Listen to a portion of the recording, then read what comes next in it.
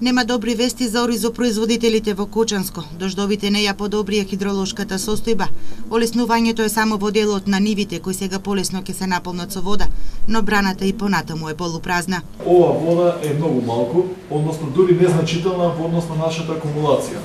Ако дотокот минатава недела беше нешто околу 2 кубика, денес е околу 2,9, што значи дека во овој период од годината е многу слаб.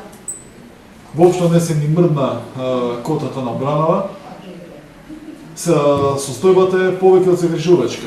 Ние се надевавме дека ќе биде лоша, се спремавме, ова излегува дека уште полоша тоа што предвидувавме.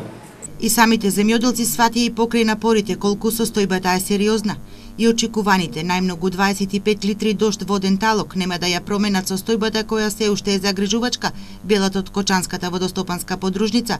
Поради ова и пуштањето на вода од акумулацијата Калиманци е планирано на почетокот на мај.